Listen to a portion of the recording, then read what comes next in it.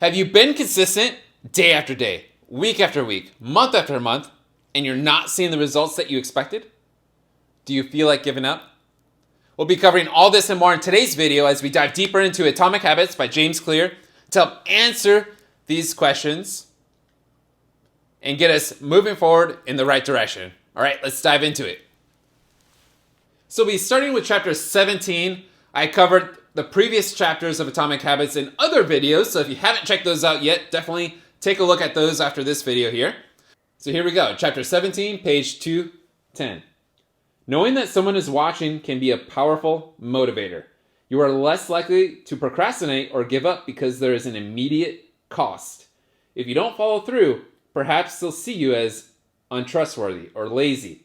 Suddenly, you are not only failing to uphold your promises to yourself, but also failing to uphold your promises to others. All right, so what this is touching on here is seek out somebody who can help you remain accountable when you feel like giving up. You could be so close to where you're trying to get to and you're just blind to it, but somebody else can help keep you on the path to keep going. They have a new fresh perspective, a new fresh energy to bring to the table to keep you on the rails, to keep you moving forward in the direction where you need to go, to become who you need to become, to produce the results you need to and want to produce, right? And this can be totally invaluable. Seeking out somebody that you trust, somebody who has maybe the results that you're looking to achieve, for example, or big results in something that's entirely different than what you are looking to achieve yourself. But big results in something, right? Somebody who's somebody you can definitely rely on, who's consistent themselves, for example. So seek somebody out you really, really trust. It makes a world of a difference. Because it's so true. When you feel like you're being watched, like maybe you're at your day job, for example, you stay consistent. Why? Because you feel like you're being monitored at all times, right? You're more consistent at, say, the office. If you have an office job, you're more consistent at, say, the office, for example, if you have an office job, because there's others around you who's basically keeping an eye on you in a way. And so that's keeping you committed on the very thing you need to do. It's the same thing here. Get somebody who you're going to reach out to on a daily basis or a weekly basis to give updates on, like, okay, yes, I committed to what I said I was going to do the last 7 days, or today. I committed to what I said I was going to do today. If you're doing daily updates or if you're doing weekly updates, I committed every single day this week. All 7 days I committed to doing the thing I said I was going to do. And even though they're not necessarily physically there when you're creating the things and doing the things you need to do, you're still having to report to them. And that makes all the difference. No longer are you just only reporting to yourself, but you're reporting to somebody else. Now you don't want to let down that other person who you're reporting to, nor do you want to give false updates to. Why would you want to do that? That's only hurting you and where you want to go to move forward, right? And it's this very thing, getting an accountability partner, that helped me appreciate in myself, inherently within myself, appreciate responsibility, appreciate remaining accountable to others and myself. Because it's also building and strengthening good habits that are serving you moving forward. By sending out reports to somebody else, an accountability partner in this case, you're strengthening, if you're doing that consistently, months, for weeks, months, it makes a difference. Because now you reach a point like, oh, I could do this even without an accountability partner. I can remain accountable more than ever before now to myself. And so, yes, it's this very thing right here. I highly recommend getting an accountability partner. It will change everything for you if you feel like nothing's working. I'm not seeing the results I was expecting at this point. I feel like giving up. It's not time. Get that accountability partner. It will shift things to, I get to do these things, rather than, oh, I have to do these things. Page 226 of chapter 18.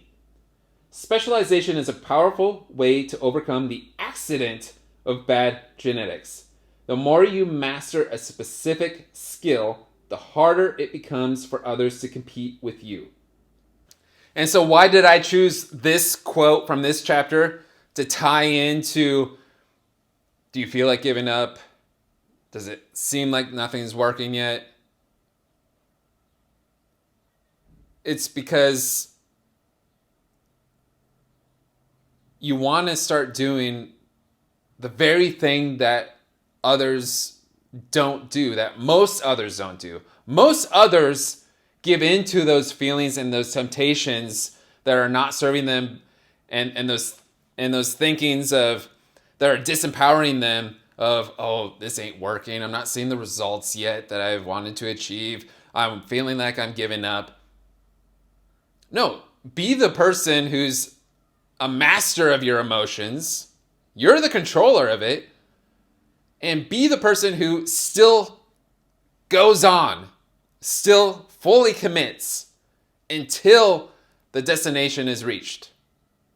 Be the 1%, the 2% of individuals who actually reach their destination, the destination they said they were going to go to.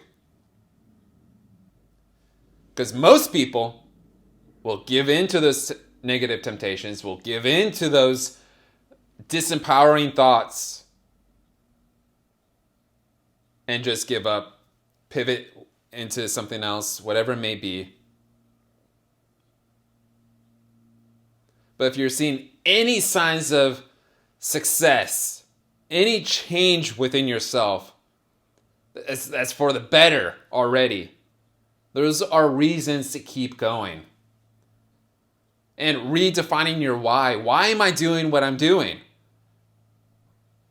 It's got to be a heavy, heavy thing. I'm doing it for my family. I'm doing it for my wife. I'm doing it for my kids. I'm doing it for the person who I don't want to be anymore. And I want to be somebody better. And so I want to help the person who feels that way too. That person who feels like, why is nothing happening in my life?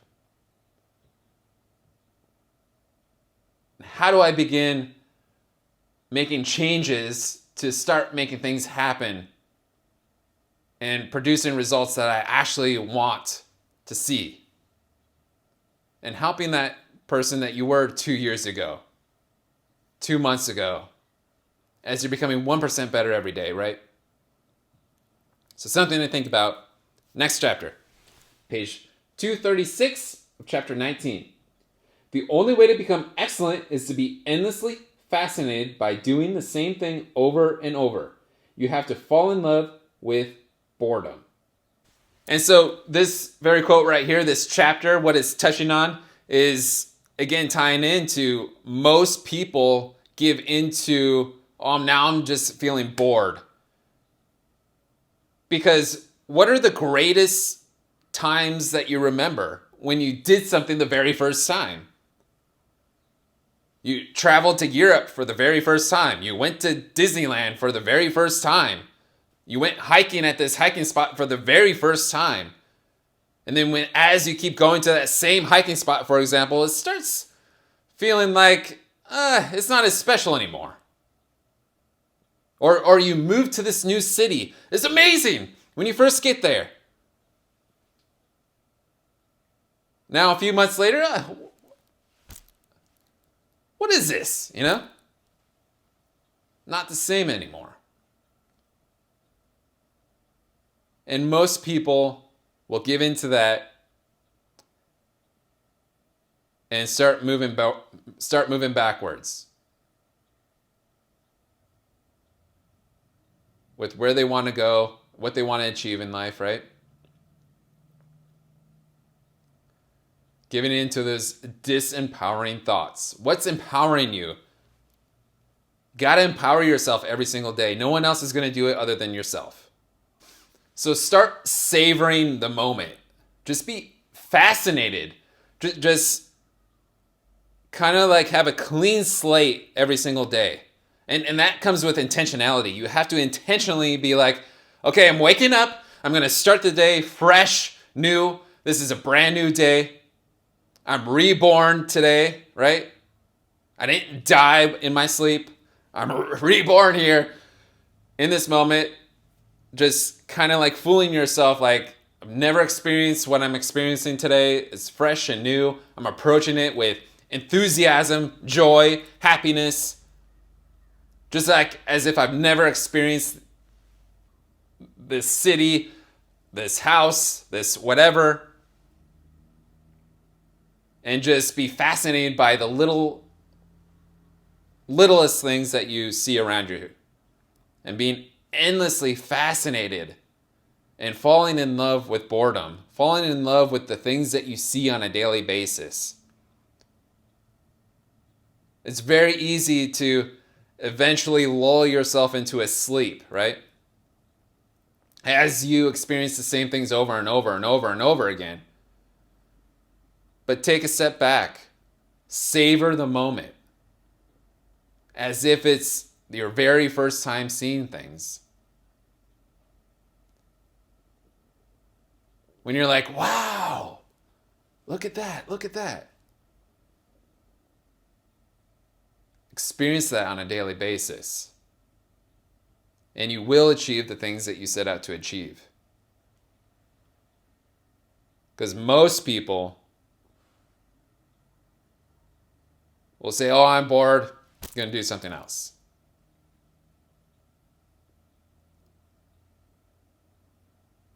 But be that 1%, that 2% that control their emotions, control and choose to empower themselves to move forward. And redefining what the day looks like to them, right? This is a fresh new day. I'm seeing things for the first time. I'm experiencing things for the first time. It's going to be a beautiful day. It's going to be an amazing day. Bringing that enthusiasm. All right, and so chapter 20, page 245. Improvement is not just about learning habits, it's also about fine-tuning them. Reflection and review ensures that you spend your time on the right things and make course corrections whenever necessary. And lastly, what this is touching on is how it's so critically important to make sure to have reflection time every single day. Did I do the things at the end of each day? Did I do the things that I said I was going to do?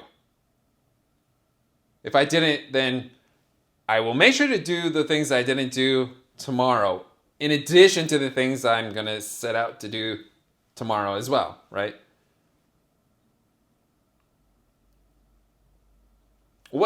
And then reflecting what feelings crept up in my mind. Were they empowering thoughts? Were they disempowering thoughts? What were those? Maybe jot them down. Consider journaling. Anything that's disempowering, you can just click the delete button and boom, it's gone, right? Only choose the things that are empowering you to become who you need to become, to produce the results you need to produce, want to produce in your life. 1% better every day. You do that through evaluated experience.